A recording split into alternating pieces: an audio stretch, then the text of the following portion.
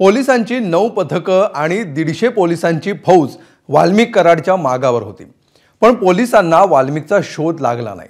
अखेर 22 दिवसांनी तो शरण आला। त्यामुळे कराडच्या शरणागतीवर विरोधकांकडून संशय व्यक्त केला जातोय। पाहूया हा खास रिपोर्ट।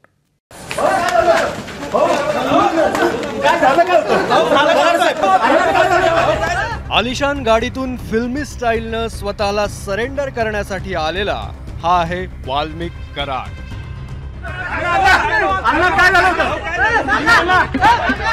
दाक्षिणात्य सिनेमातील प्रसंगांना लाजवेल अशा थाटात त्यानं पुण्याच्या CID मुख्यालय परिसरात एंट्री केली। हात जोडत आणि उपस्थितांचं अभिवादन स्वीकारत जणू एखादा विजेता असल्याच्या थाटात त्यानं शरणागती पत्करली।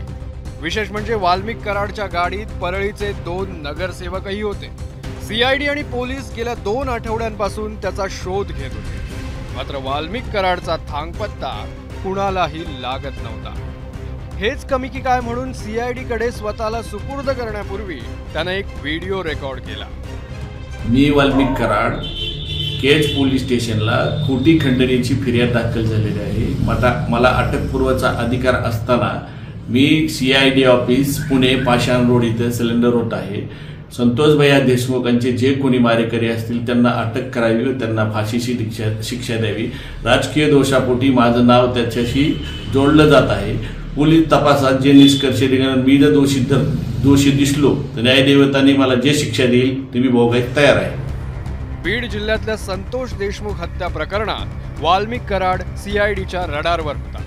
150हून अधिक अधिकाऱ्यांची 9 पथकं कामाला लावूनही महाराष्ट्रातच असलेल्या वाल्मिक कराडला अटक करण्यात यश येत नव्हतं। त्यामुळे कराडचं आत्मसमर्पण हे घडवलेलं नाट्य असल्याचा संशय विरोधक व्यक्त करतायत। काल राज्याचे मुख्यमंत्री देवेंद्रजी फडणवीस आणि मंत्री धनंजय मुंडे हे सह्याद्री अतिथीगृहावर दीर्घकाळ चर्चा करत होते।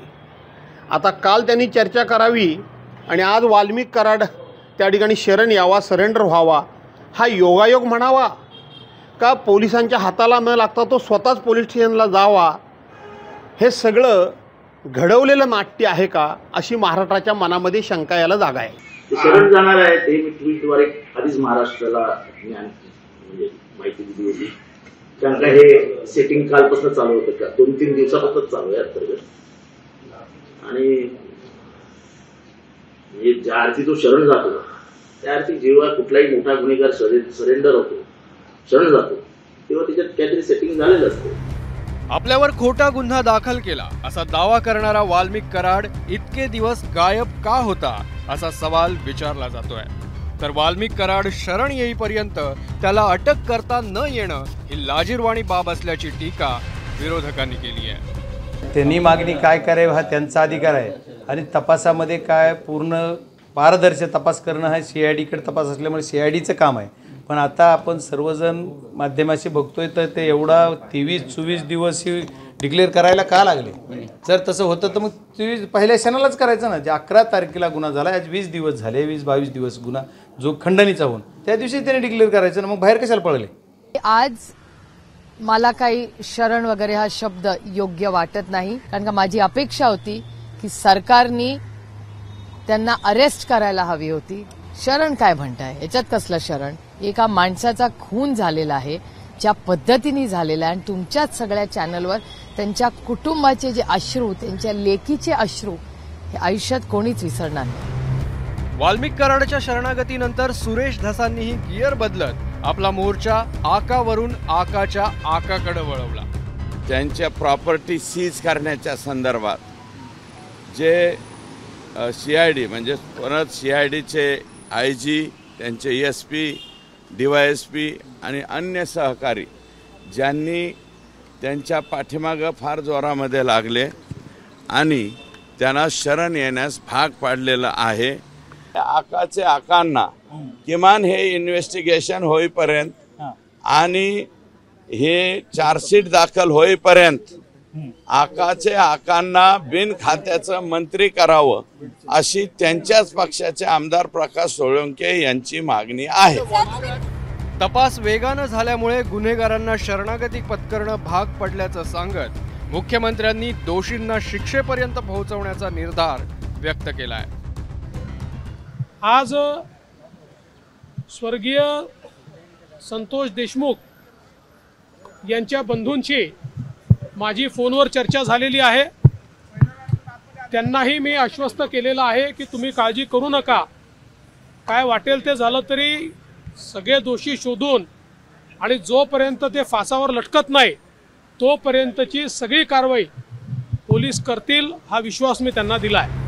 तर संतोष देशमुखांना न्याय मिळवून देण्याची भाषा करणारे नेते 2 दिवसांपासून अचानक ओबीसींवरील अन्यायाची भाषा का बोलू लागलेत असा सवाल उपस्थित करत मनोज जरांगेंनी या शरणागती मागे वेगळाच उद्देश असल्याचा संशय व्यक्त केला आहे। ते दुसरे लवकर धरा, आता याचे फोन तपासा सगळे, यांना ज्यांनी ज्यांनी सांभाळले तेच मध्ये टाका, काल पण ठेवत होते तेव्हा तुम्ही हलक्यात मुख्यमंत्री साहेब हे मॅटर घेऊ नका, तुम्ही खून पचवायचा प्रयत्न करू नका, मॅटर दाबायचा प्रयत्न करू नका आणि होऊ पण देऊ नका, आणि तुम्ही होऊ देणार नाहीत ही आम्हाला आशा पण आहे। जर तसं आम्हाला शंका आली आम्ही राज्य बंद पाडलंच। एकीकडे या राजकीय प्रतिक्रिया उमटत असतानाच तपास यंत्रणा वाल्मिक कराडला साधी अटकही करू शकल्या नाही। या वस्तुस्थितीचा संतोष देशमुखांच्या कुटुंबियांना झालेला क्लेश त्यांच्या शब्दातून व्यक्त होतोय। मी मागणी जी करत होतो पहिल्यापासून, जी आहे मागणी माझी, आरोपीला अटक करून शिक्षा द्या, त्याचा एक हा भाग आहे। त्याच्यामुळं बाकीचे अजून आरोपी आहेत ते लवकरात लवकर पकडा, सह आरोपी शोधा। मागणी हीच आहे की लवकरात लवकर न्याय मिळाला पाहिजे, आणि जर पोलीस यंत्रणा इतकी काम करतीये तर म्हणजे त्यांना आज इतका वेळ का लागतोय? म्हणजे ते जर गुन्हेगार असतील तर मग ते स्वतः सिलेंडर होत आहेत, मग पोलीस यंत्रणा काय करते इतक्या दिवस? आणि जर आरोपी आहेत त्यांना जर वेळ लागत असेल इतका पकडण्यासाठी तर आम्ही न्यायाची अपेक्षा कधी करायची? आम्हाला न्याय कधी मिळणार? काय म्हणायचं, ते पण स्वतःहून ह्यांनी कुठं पकडलं ना शासनाने, जे स्वतःहून आले ते 3 तर कुठे माहित नाही, त्याच्या मागचेही म्हणतात ते पण माहित नाही, म्हणजे आणखीन कोण आहे नाही का असं। आणि कधी पकडणार, कधी न्याय तर लांबच राहिला। ह्यांना 22 दिवस झाले, कुटुंब आज माहित नाही राहते का जिवंत नाही का मरते, म्हणजे करतात काय हे चुकीचं? आणखीन चुकीचं काहीच नाही, सगळी सत्य परिस्थिती आहे। मग एका देवा माणसाला लवकर न्याय मिळत नाही म्हणजे? या प्रकरणात एबीपी माझानं काही सवाल उपस्थित केले। सीआयडी तपास करत असलेल्या प्रकरणात वाल्मिक कराडवर गुन्हा दाखल नसतानाही तो सीआयडीला शरण का गेला? स्वतःच्या निर्दोषत्वाचा दावा करणारा कराड गेले 23 दिवस गायब का राहिला? महाराष्ट्रातच असणाऱ्या कराडपर्यंत पोलीस का पोहोचू शकले नाहीत? संतोष देशमुख हत्या प्रकरणात वाल्मिक कराडवर गुन्हा दाखल होणार का? वाल्मिक कराडच्या आत्मसमर्पणामुळे देशमुख हत्या प्रकरणात काही नवे धागेदोरे मिळण्याची शक्यता आहे। सगळ्या प्रकारच्या राजकीय दबावाचं आव्हान पेलत सीआयडी दोषींना फासापर्यंत पोहोचवण्यात यशस्वी होते का, याकडे देशमुख कुटुंबियांसह महाराष्ट्राचं लक्ष लागलंय। ब्युरो रिपोर्ट, एबीपी माझा। एबीपी माझा, उघडा डोळे बघा नीट।